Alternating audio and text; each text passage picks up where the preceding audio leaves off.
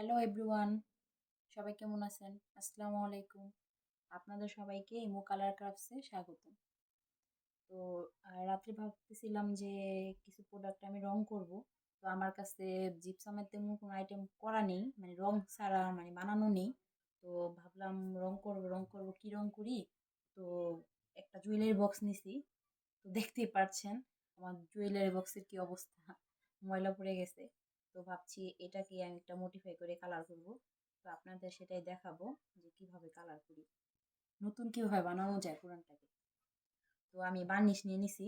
আপনারা ভালো করে জানেন যে কালার করার আগে হচ্ছে, আগে কালার করার পরে হচ্ছে বার্নিশ দিতে হয়।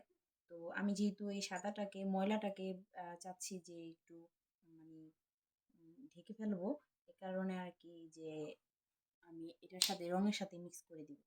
তো আমি আলাদা কোনো পাত্র নিলাম না, এখানে বানিশ নিয়ে নিলাম। তো এখানে একটা সাদা রং নিয়ে নিছি, দুইটা একসাথে এখানেই মিক্স করে নেব।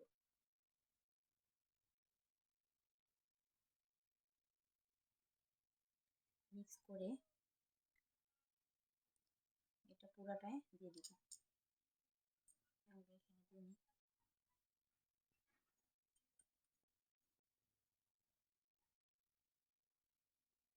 এটা হচ্ছে আপনার দাগগুলোকে সাদা করার জন্য সাদা রংটা নিলাম। সবাই তো জানেন যে জিপসামের প্রোডাক্ট সাদা থাকে, চাইলে অন্য রঙও করা যেত, কিন্তু সাদাটাই বেশি ভালো লাগে। জিপসামের প্রোডাক্ট এই একটা সুবিধা আছে, চাইলে যে কোনো রং করা যায়, বা একবার রং করার পরে আবার আপনি ওপরে অন্য কালার করতে পারেন।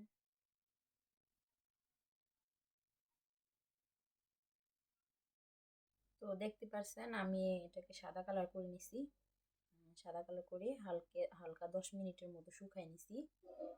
তো ভিতরে হচ্ছে একটু বেশি কালো ছিল, এই কারণে কালারটা একটু দেখা যাচ্ছে, কিন্তু এভাবে আর কি ভিতরে তো ঢাকাই থাকবে। তো আমরা বাহিরে একটা ডিজাইন করি না, কালার করি। তো আমি কয়েক কাজ করছি, এগুলো নিয়ে নিলাম। তো আমি ভাবতেছি যে একটু গোলাপি কালার দিয়ে কালার করব। এটার সাথে একটু গোলাপি দিলাম, গোলাপি কালার। সাথে দিব একটু বার্নিশ,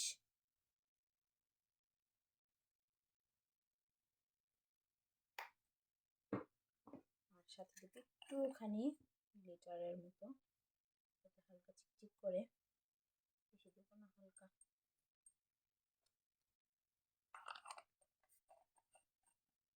দেখতে পাচ্ছেন আমার হাতের কি অবস্থা।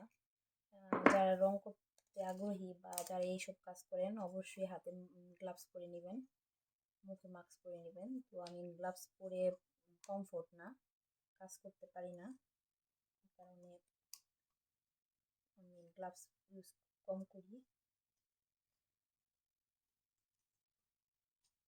অবশ্য রেজিনের কাজ করলে গ্লাভসটা পরতেই হয়। জিপসামের কাজ বা রঙের কাজ করলে পরা ভালো, না পরলেও হয়তো অত একটা ক্ষতি হয় কিনা জানি না আমি।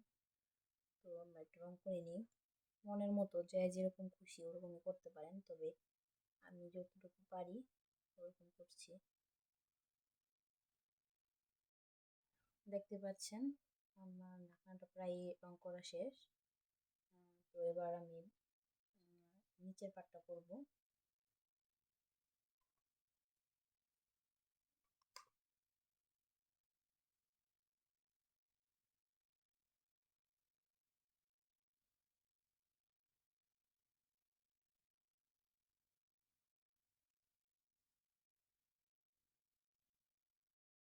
তো দেখতে পাচ্ছেন আমি নিচের সাইডটা রং করছি।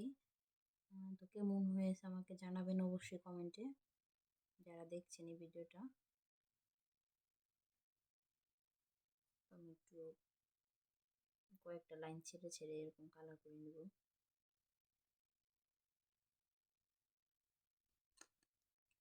কারো যদি জিপসামের আইটেম লাগে, কোনো ডিজাইন পছন্দ হয়, আমার ইনবক্সে যোগাযোগ করতে পারেন।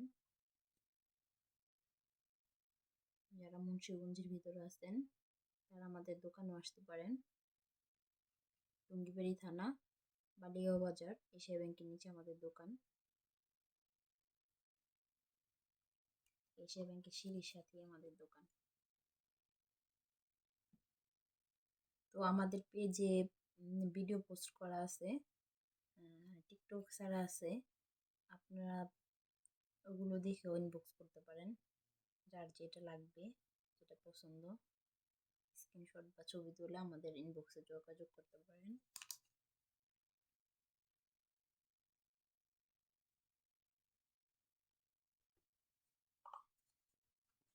আসলে আমি ভিতরে সাদাটা সাথে সাথে দিয়েই 10 মিনিটের মতো শুকিয়ে কালার করলাম। এই কারণে রংটা একটু নষ্ট নষ্ট হয়ে যাচ্ছে। আমি ঠিক করে দিচ্ছি।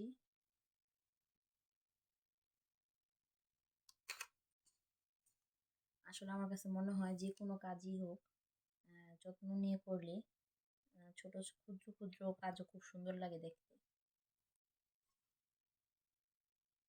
শুধু করার আগ্রহটাই লাগে।